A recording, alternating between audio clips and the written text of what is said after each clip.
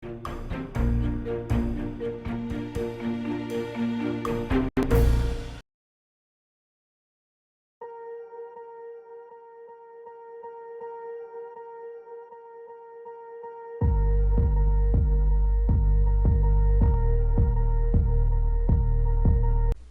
반갑습니다. 1월 30일 월요일 마감 시간입니다. 자, 시장은 일단 조정으로 하락세를 보였습니다. 자, 뭐 크게 하락했다라고 보긴 좀 어렵지만은 그래도 1.3% 정도면은 최근에 상승 기조에 찬물을 끼얹기는 충분했을 것이다 생각됩니다.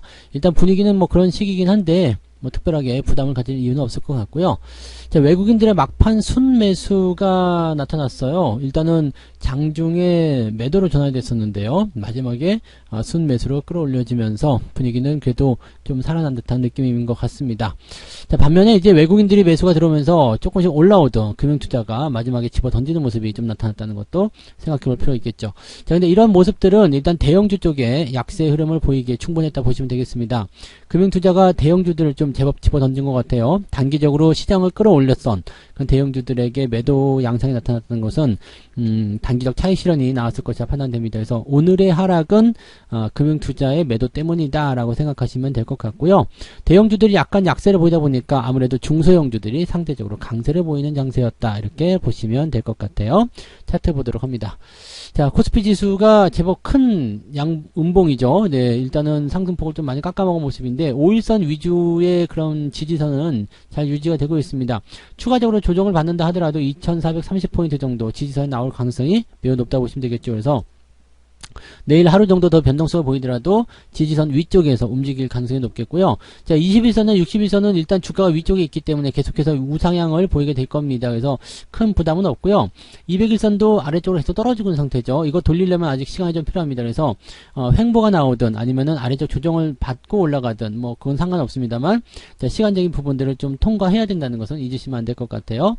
자, 주가가 올라간 이후에 들어오는 것도 나쁘지 않지만 지금 현재 시점에서 좀 들어갔다가 진정시켜놓고 움직이는 건 나쁘지 않습니다. 그리고 외국인들 같은 경우 지금 매수를 조금 주춤하고 경계 심리를 보여주고 있잖아요. 이 모습들은 매집이 충분히 이루어지지 않았다는 것을 의미할 수도 있습니다. 매도가 많이 나오지 않고 일단 지켜보다가 주가가 조금 떨어지게 되면 다시 사들이는 모습으로 진행될 가능성이 높아요. 그래서 지금 시점에서는 일단 전체적인 관점에서는 긍정적인 포지션이 계속 이어지고 있다 정도로만 생각하시면 되겠고요.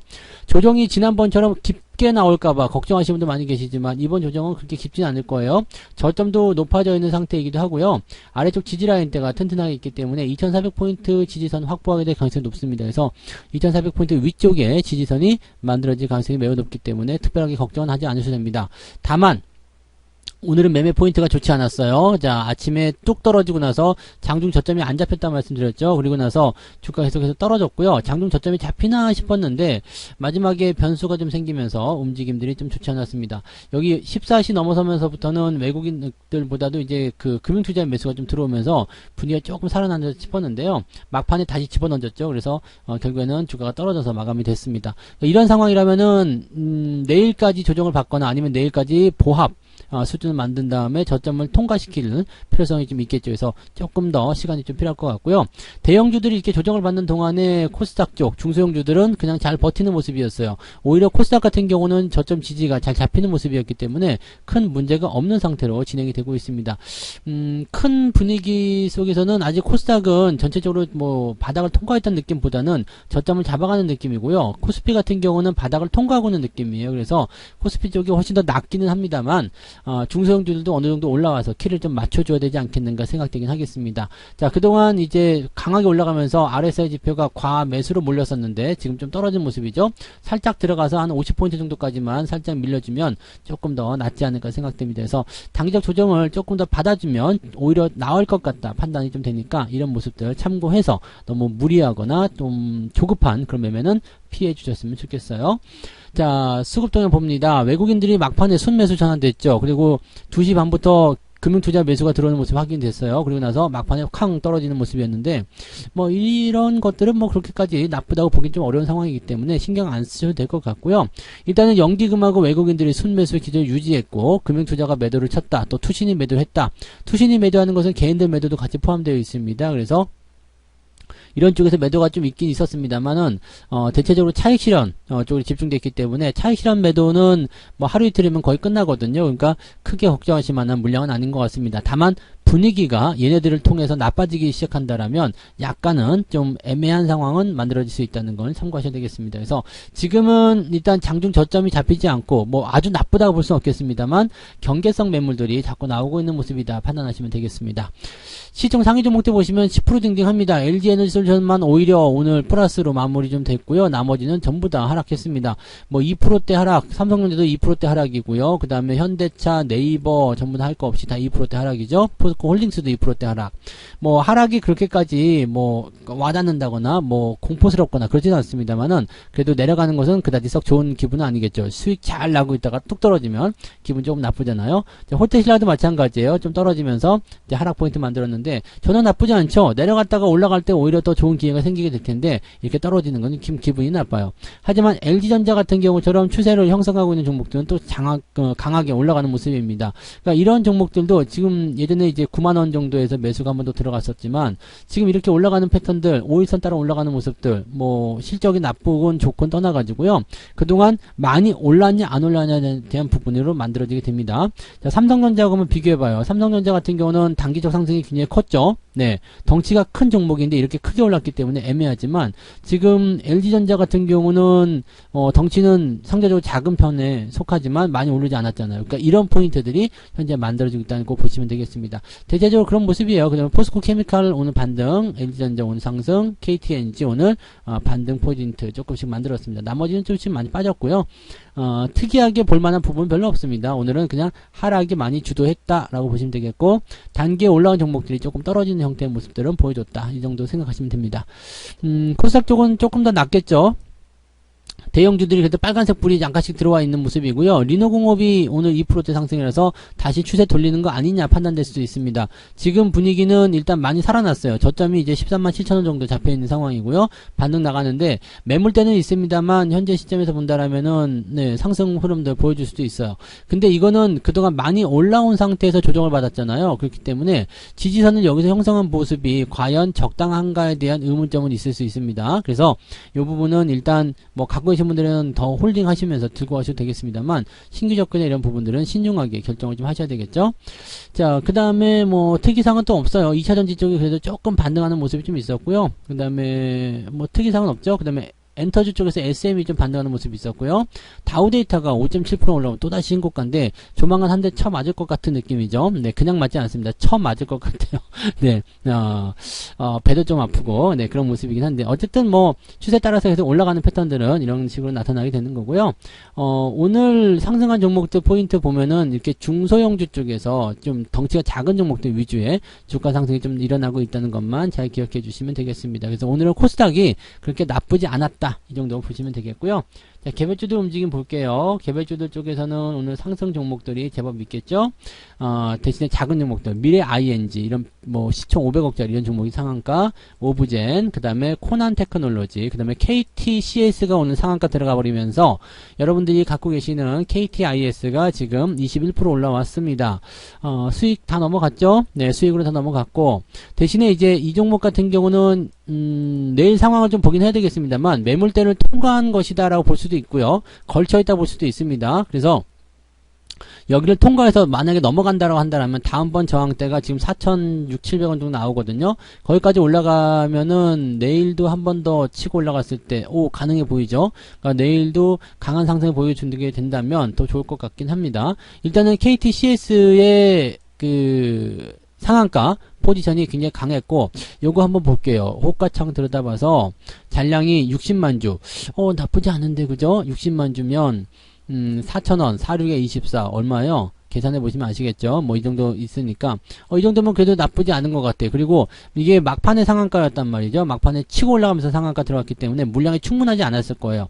들어온 물량이 충분하지 않은 상태에서 상한가를 말아버렸다 이렇게 된다면 기대감을 좀 가질 수 있겠죠. 그래서 KTIS도 마찬가지죠. 막판에 치고 올라가면서 25%까지 올라갔지만 마지막에 좀 떨어진 모습이 좀 있었습니다. 그래서 사실 주인공은 KTCS예요. 근데 KTIS와 같이 연결돼서 판단하시면 되는 부분입니다. 어쨌건 주가가 단기에 올라간 모습은 굉장히 긍정적이고요. 특별하게 포지션 나오지 않으면 매도하지 않고 그냥 가져가시면 되는데, 변동성 나오게 된다 그러면은 요즘에 돈이 필요하잖아요. 예, 수익 어느 정도 시점에서 잘라먹고, 네, 또 전환시킬 수도 있습니다. 월급 종목이었기 때문에 매수하신 분들은 좋은 결과가 있으리라 생각되고요. 자, 그 다음에 쭉 내려서 오늘 상승 종목은 2.18%. 생각보다 나쁘지 않아요. 그죠? 올라간 종목도 제법 있었다는 이야기예요. 그 다음에 오늘 하락률 보시면 하한가, 뉴질의 파마가 역시 있었고요. 그 다음에 글로본, 베셀 이런 종목, 아침에 봤었던 종목들이 많이 떨어진 모습을 그대로 유지하고 있습니다. 하지만 10% 이상 하락한 종목은 아침보다는 한 두 종목 늘어났네요. 조금 늘어나긴 했는데 그다지 네, 많은 수량은 아니다라고 보시면 되겠습니다. 내려볼까요? 네, 2.6%. 이 하락 범위가 좀 커졌네요. 많이 폭락한 건 아닙니다만 약보합 마이너스 1%, 마이너스 0. 몇 프로 이 정도 수준의 종목군들이 좀 생겨났다는 이야기입니다. 마이너스 2% 이런 거. 그러니까 이런 부분들이 하락 상위에 들어가지는 않지만 그래도 마이너스 포인트를 좀 높였다는 얘기죠. 그리고 상승 쪽보다 하락 쪽이 더 크게 나왔기 때문에 종목들이 약간은 그런 변수들을 가지고 있었을 것 같다라고 판단됩니다. 그래서 오늘은 전체적으로 계좌가 조금은 가라앉았을 것 같은 그런 느낌적인 느낌이 조금 있네요. 참고하시고요. 자, 매매 동향 보도록 합니다. 오늘 굉장히 궁금하죠. 기관 쪽 움직임에서 어떻게 나왔는지. 자, 금융투자가 아마 삼성전자를 팔아먹었을 것 같은 생각인데, 많이 팔지 않았네요. 그죠? 네, 매도가 많지 않았어요. 그럼 투신에서 많이 팔았을까요? 얘네들도 물량으로 치면 많지 않습니다. 연기금 같은 경우는 오히려 매수가 좀 들어갔고요. 그래서 오늘 기관 쪽 총계를 보게 되시면 삼성전자 매도가 그다지 많지 않습니다. 그 다음에 현대 로템과 현대 모비스 이런 식으로 매도가 나오는데 전체적으로 매도 물량이 좀 두꺼운 편이죠. 그래서 매도 물량이 좀 많았고 오늘은 매수는 좀 적었다 보시면 되겠습니다. 이것은 어떤 의미냐면 지금 현재 시점에서는 네, 차익 실현이 강하게 들어오고 있는 그런 상황들이다라고 판단하시면 됩니다. 단기적으로 올랐던 종목들이에요, 전부 다. 네, 올라서 차익 실현을 들어가는 그런 형태의 모습들이기 때문에 네, 이런 포인트들은 이제 대체적으로 기관 쪽에서 차익 실현이 들어가는 형태의 모습으로 가고 있다라고 판단하시면 되겠죠. 그래서 이런 식으로 차익 실현이 들어가는 모습이고요. 이런 차익 실현들은 이제 외국인들이 받아주든 아니면은 단기에 끝나버리든 이런 상황이 나타나게 되면 정리가 됩니다. 자, 외국인들 넘어가 볼게요. 삼성전자, 하이닉스 계속 삽니다. 삼성전자 오늘도 1,000억 원 샀어요. 이렇게 되면은 오히려 주가 떨어졌을 때 더 잘 됐어 라는 식의 느낌일 수도 있겠고요. 근데 곧버스를 매수하면서 약간 그 해칭을 걸어주는 그런 모습 좀 있습니다. 매도는요, 현대로템 기관이 같이 팔면서 주가 떨어진 모습이었고요. 네이버, 호텔신라, H&M, 포스코 홀딩스 등등으로 이제 매도가 좀 집중됐습니다. 근데 규모는 비슷하죠. 삼성전자, 하이닉스에 워낙 매수가 많이 들어가서 매수가 더 커 보이긴 합니다만 규모는 지금 비슷하다고 보시면 되겠습니다. 그래서 매수나 매도가 딱히 정해지지 않은 형태에서 이 삼성전자와 하이닉스를 열심히 사들이고 있는 모습이다 정도로만 생각하시면 되겠습니다. 뭐 특이사항은 없는 것 같고요. 네, 시장이 일단은 이 조정을 어떤 식으로 이끌어낼 것이냐, 즉 단기 조정 이후에 반등이 나갈 때 어떻게 만들어낼 것이냐, 또 이 조정을 언제 끝낼 것이냐, 당장 내일부터 올라갈 것이냐, 이 부분에 대한 관점이 높아질 것 같아요. 그래서 내일 정도 우리가 이제 오늘 미국장 상황 보고요. 내일 움직임들이 어떻게 나오는지에 따라서 상황이 달라지겠죠. 제일 좋은 시나리오는 뭐냐면 내일 보합으로 출발해서 밀렸다가 아래 꼬리를 달고 올라오면서 양봉 마감하는 거겠죠. 그래서 이런 아래 꼬리 형태의 캔들이 나타나게 되면 내일은 그게 가장 좋습니다. 근데 내일은 뭐 떨어졌다, 이렇게 음봉으로 떨어졌다, 이거 괜찮고요.